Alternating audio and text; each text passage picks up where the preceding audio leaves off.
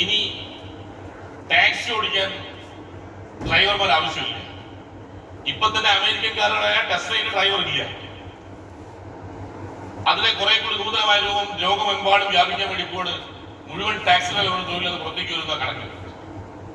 ഇനി ഷോപ്പിംഗ് മാളിൽ സെക്യൂരിറ്റിയായി ജീവിക്കേണ്ട അവസാന കാലഘട്ടത്തിൽ വേഷം കെട്ടി നടത്തുന്ന കുറെ സാധാരണക്കാര പാവങ്ങളുണ്ട്.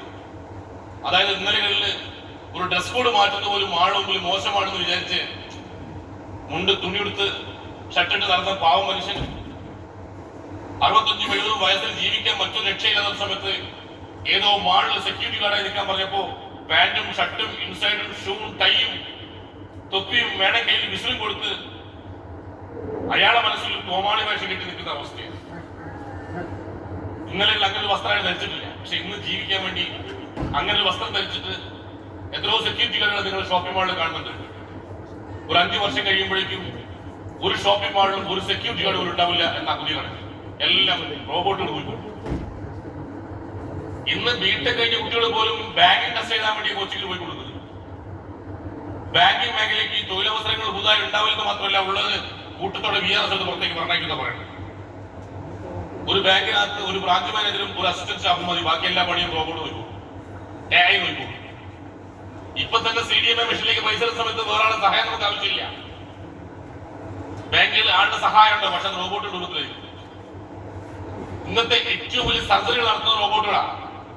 മനുഷ്യന്റെ കൈ വഴങ്ങാത്ത വിരൽ വഴങ്ങാത്ത സ്ഥലങ്ങളിൽ പോലും ഏറ്റവും ചെറിയ സർജറി മീൻസ് ഏറ്റവും മൈന്യൂട്ടായ ഭാഗങ്ങൾ കട്ട് ചെയ്യാനൊക്കെ ഇന്ന് റോബോട്ടുകളുടെ സഹായം തേടുന്നത്. അത് ഇനി കുറെ കൂടി കൂടാൻ പോകുന്നത്. സർജറികളൊക്കെ ഡോക്ടർമാരിൽ നിന്ന് റോബോട്ടിലേക്ക് മാറണം. ഒരു സെറ്റ് കൊടുത്തത് മറ്റൊമ്പോഴെടുക്കും. ഹോട്ടലുകൾ സർവീസ് ചെയ്യാൻ വേണ്ടി ഭക്ഷണം കൊടുക്കാൻ വേണ്ടി ഇനി സർവീസ് ചെയ്യാൻ സ്റ്റാഫിന്റെ ആവശ്യമില്ല, റോബോട്ട് മതി. റെസ്റ്റോറന്റിൽ നിന്ന് റൂം താമസിക്കും, റൂം നമ്പർ 206 ഫുഡ് കൊടുക്കാൻ പറഞ്ഞാൽ 206 പ്രസ് ചെയ്ത് ഫുഡ് കൈ കൊടുത്താൽ അവൻ ലിഫ്റ്റ് കയറി റൂം കൂടെ കൊടുത്തു.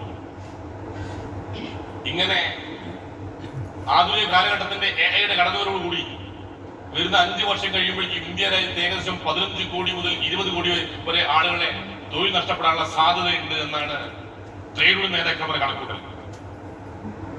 പക്ഷെ പ്രശ്നം അതല്ല. ഇതിനെ എങ്ങനെ എതിർക്കണം എന്നതിനെ കുറിച്ചാണ് 1.5 ദിവസം ചർച്ച. ഏതെങ്കിലുമൊക്കെ ഇടതുപക്ഷ സഹായത്തിൽ കൂടുതലുണ്ടെങ്കിൽ ഞാൻ പറയുന്നതുകൊണ്ട് വ്യക്തിപരമായ വിഷമമൊന്നും വിചാരിക്കില്ല. പണ്ട് ട്രാക്ടറിൽ വന്ന സമയത്ത് അതിന് തന്നെ കൂടെ തന്നെ കാടകൾ വെച്ച് നിലവിഴുതുകൊണ്ട് പ്രതിഷേധിച്ച കർഷകർ നമ്മുടെ നാട്ടിലുണ്ട്, കർഷക തൊഴിലാളികൾ നമ്മുടെ നാട്ടിലുണ്ട്. ഒരു കമ്പ്യൂട്ടർ വന്നാൽ 8 പേരെ തൊഴിൽ നഷ്ടപ്പെടും എന്ന് പറഞ്ഞ് കമ്പ്യൂട്ടർ എതിർത്ത ഒരു കാലഘട്ടമുണ്ട്. ആ കാലഘട്ടത്തിൽ ആ സമരം ഒരുപക്ഷെ ശരിയായിരിക്കാം. പക്ഷെ ഇന്ന് ആ സമരത്തിന്റെ പേരിൽ ഒരുപാട് പുച്ഛിക്കപ്പെടുകയും പരിഹസിക്കപ്പെടുകയും ചെയ്യും. നിങ്ങളല്ലേ അത് കമ്പ്യൂട്ടർ എതിർത്ത് നിങ്ങളുടെ അതിനല്ലേ എന്ന് ചോദിക്കുമ്പോഴത് വിഷമമുണ്ടല്ലോ. നിങ്ങളല്ലേ അത് തൊഴിലുറപ്പിനെ ട്രാക്ടർ എതിർത്ത് ഇപ്പോ കർഷകർ പാടശേഖര സമിതി ഉണ്ടാക്കിയിട്ട് അതിനെ വാങ്ങിക്കുന്നത് എവിടെ കാലം കിട്ടുന്ന തൊഴിലാളികൾക്ക് ചോദിച്ചാൽ ഇല്ല. ആ കാലഘട്ടത്തിൽ ആ സമരം ഒരുപക്ഷെ ശരിയായിരിക്കാം. പക്ഷെ ഇന്ന് അതിന് പേരിൽ പരിഹസിക്കപ്പെടുന്നുണ്ട്. അതുകൊണ്ട് മൂന്നാമതൊരു അവസരം വന്നതാണ് AI-ക്കെതിരായി സമരം ചെയ്യണോ വേണ്ടയോ എന്നുള്ളതിനെ കുറിച്ച് വ്യക്തമായ തീരുമാനത്തില്ലെങ്കിൽ വീണ്ടും അപഹസിക്കപ്പെടാനുള്ള സാധ്യതയുണ്ട്. ഇതാ പ്രശ്നം. 1.5 ദിവസം ചർച്ച ചെയ്ത ശേഷം എടുത്ത തീരുമാനം റോബോട്ടുകൾ കടന്നുവരവിനെ തടയേണ്ടതില്ല. കാരണം തടഞ്ഞിട്ട് കാര്യമില്ല. പിന്നെ അതത് മേഖലയിലെ തൊഴിലാളികൾ അതത് മേഖലയിലെ തൊഴിൽ സംരക്ഷണത്തിന് വേണ്ടി പ്രതിരോധിച്ചു നിന്നൂടുക. ഇത് രണ്ടുകൂടി എങ്ങനെ നടക്കാൻ കുഞ്ഞു മനസ്സിലാക്കില്ല. ഭരണവും സമരവും പറഞ്ഞ പോലെ തന്നെയാണ്. ഇത് രണ്ടുകൂടി ഒരുമിച്ചുള്ള സാധ്യത കുറവാണ്. ഒരു കാര്യങ്ങൾ ഉറപ്പിച്ചു, അടുത്ത 5 വർഷക്കാലം കൊണ്ട് ഒരു 10-15 കോടി ആളുകളെ തൊഴിൽ നഷ്ടപ്പെടാനുള്ള സാധ്യത ഉണ്ടെന്ന് എല്ലാവർക്കും ബോധ്യമാക്കി. ഇപ്പോ ഇന്നലെ എന്റെ നിങ്ങളെ നാട്ടിലൊക്കെ കുറെ ആളുകൾ മദ്യപിച്ച് ലക്കിയിട്ട് റോഡിലൂടെ നടക്കുകയും കിടക്കുകയും ചെയ്തത് നമ്മളെ കണ്ടത്. അവർക്ക് ഒന്നുമില്ല സാമൂഹികമായോ സാമ്പത്തികമായോ പിന്നോക്കം നിൽക്കുന്ന ആളാണ്. ആ കുടുംബത്തിലൂടെ പറ്റും. അച്ഛനെ പണ്ടത്താണ്ടിരിക്കാൻ ഓരോ പകരം നടക്കുന്നത്. അങ്ങനെയൊക്കെ ഈ നാട്ടിലെ സാധാരണ ആൾക്ക് തോന്നിയ പിന്നോക്കക്കാരായ ആളുകൾ അത് ചെയ്തു. പക്ഷെ ഇന്ന് MDMA പോലുള്ള മാരകമായ ലഹരി ഉപയോഗിക്കുന്നത് ഈ നാട്ടിലെ അപ്പർ ക്ലാസ്സിലെ മക്കളാണ് പറയുന്നത്. നമ്മുടെ നാട്ടില് ഹൈലി എഡ്യൂക്കേഷൻ എന്ന് പറയുന്ന അതായത് +2-നൊക്കെ ഫുൾ A+ വാങ്ങിയതിനു ശേഷം ഹയർ സ്റ്റഡീസിന് വേണ്ടി നമ്മൾ ബാംഗ്ലൂരിലേക്കോ മൈസൂരിലേക്കോ അതർ സ്റ്റേറ്റ്സിലേക്കോ കയറ്റിവിട്ട് അവിടുന്ന് നമ്മളെ കുട്ടികൾ ഒരുപക്ഷെ നാളത്തെ ഭാവി വാഗ്ദാനം എന്ന് പറയുന്ന കുട്ടികൾ മദ്യത്തിലും മയക്കുമരുന്നിനും അടിമയായി ലഹരി ഉപയോഗിച്ച് ലക്ക് കെട്ട് അവന്റെ മാനസികത താളം തെറ്റി നാട്ടിലേക്ക് തിരിച്ചുവിട്ട കുട്ടികൾ നമുക്കറിയാം. അതങ്ങനെ പരസ്യമായി പല രക്ഷിതാക്കളും പറയാറുണ്ടെങ്കിൽ ശരി, ഈ ബിസിനസ്സുമായി ബന്ധപ്പെട്ട് ആയിരക്കണക്കിന് ആളുകൾ ഞാൻ കാണുന്നതുകൊണ്ട് ഞാനുമായി അടുപ്പോടെ എത്ര രക്ഷിതാക്കളെ കെട്ടിപ്പിടിച്ച് കരഞ്ഞുകൊണ്ട് സാറേ മോനങ്ങനെയായി പോയി, മോളിങ്ങനെയായി പോയി, ഹയർ സ്റ്റഡീസ് പറഞ്ഞേച്ചാ. ഇന്നലെ നമ്മുടെ നാട്ടിലെ ഏറ്റവും പിന്നോക്കക്കാരൻ ലഹരി ഉപയോഗിച്ച സമയത്ത് അതൊക്കെ ഒരു കുടുംബ പശ്ചാത്തലം അങ്ങനെ ആയതുകൊണ്ടാ എന്ന് ഞാനും നിങ്ങളും പറഞ്ഞാൽ ഒഴിവാക്കി. പക്ഷെ ഇന്നത്തെ അപ്പർ ക്ലാസിന്റെ മക്കള് ലഹരി ഉപയോഗിക്കുമ്പോൾ ഇതെന്തുകൊണ്ട് എന്ന് ചോദിച്ചത് ഉത്തരവില്ല. മാനസിക വിദഗ്ധന്മാരെ കുറിച്ച് പഠിച്ചതിന് ശേഷം അവർ പറഞ്ഞ അഭിപ്രായം എന്തുകൊണ്ടാണ് ഹൈലി എഡ്യൂക്കേറ്റഡ് കുട്ടികൾ, വലിയ കുടുംബത്തിൽ വന്നവർ, അധ്യാപകരുടെ മക്കൾ അല്ലെങ്കിൽ വലിയ ജോലിയുള്ള മക്കളൊക്കെ ഇങ്ങനെ മദ്യത്തിന് ലഹരിക്ക് അടിമപ്പെടുന്നത് ചോദിച്ചപ്പോ അവരെ ഭാവിയെ കുറിച്ചുള്ള ആശങ്കയുള്ള നിരാശ, അതിൽ നിന്നാണ് പോലും കുട്ടികളൊക്കെ ലഹരി ഉപയോഗിക്കാൻ പ്രേരിപ്പിക്കുന്നത്.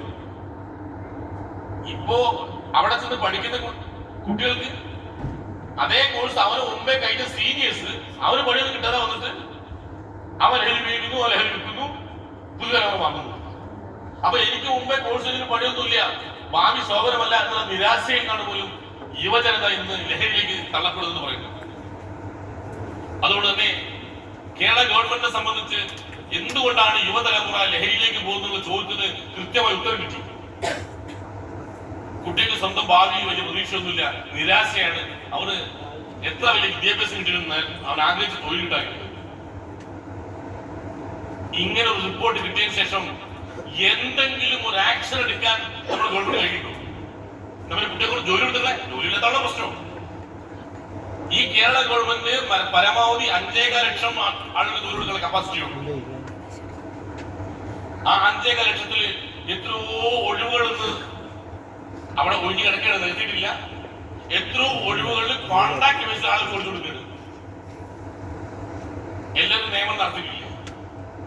ഈ എല്ലാവർക്കും നിയമനം നടത്താൻ പോലും പ്രയാസപ്പെടുന്ന ഗവൺമെന്റ് എങ്ങനെയാ പുറത്തു നിൽക്കുന്ന ആളുകളോട് പരിഗണിക്കുക? 32 ലക്ഷം ആളുകൾ തൊഴിലെടുക്കാനുള്ള കപ്പാസിറ്റിയാണ് നമ്മുടെ കേന്ദ്ര ഗവൺമെന്റ് ഉള്ളത്. നിങ്ങൾ കഴിഞ്ഞ ദിവസം പത്രത്തിൽ വായിച്ചിട്ടുണ്ടാവും, ട്രെയിൻ ഓടിക്കുന്ന ലോക്കോ പൈലറ്റുമാർ ഉറങ്ങാതെ ഓടിച്ചുകൊണ്ടിരിക്കുകയാണ്, പകരം മാറ്റിവെക്കാൻ ഡ്രൈവർമാർക്കില്ല. അവിടെയും ഇഷ്ടംപോലെ ഒഴിവുകളുണ്ട്, പക്ഷെ നിരത്തരാകുന്നില്ല. അവർക്ക് അല്ലെങ്കിൽ ശമ്പളം കൊടുക്കാനും പെൻഷൻ കൊടുക്കാനുള്ള കപ്പാസിറ്റി കേന്ദ്ര ഗവൺമെന്റ് ഇല്ല. ഈ അവസ്ഥയിൽ ഇന്ന് നന്നായി പഠിച്ചുകൊടുക്കുന്ന അഭ്യസ്തരായ ചെറുപ്പക്കാർക്ക് ഒരു തൊഴിൽ കൊടുക്കാൻ കേന്ദ്ര ഗവൺമെന്റ് കയ്യിലോ സ്റ്റേറ്റ് ഗവൺമെന്റ് കയ്യില്ലെങ്കിൽ ഇത് ആരുടെ നമുക്ക് പ്രതീക്ഷിക്കാം? ആർക്കവിടെ കൊടുക്കാൻ കഴിയുന്നത്? കൊടുക്കാൻ കഴിയുന്ന വലിയ വ്യവസായികൾ മുഴുവനും അവൻ ലാഭം ഉണ്ടാക്കാൻ വേണ്ടി അവിടേക്ക് റോബോട്ടുകൾ ഇറക്കുകയാണ്.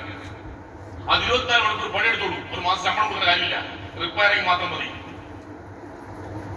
അപ്പൊ തൊഴിൽ സ്ഥാപനങ്ങൾക്ക് ചെലവ് കുറയ്ക്കാൻ വേണ്ടി പുതിയ ആധുനിക മെഷീൻ വരുന്ന സമയത്ത് അത് എതിർക്കാൻ കഴിയില്ല എന്ന് ഇവിടെ തൊഴിലാളി സംഘടനയോട് പറഞ്ഞു കഴിഞ്ഞാൽ ആരാണ് കൊടുക്കാനുള്ളത്?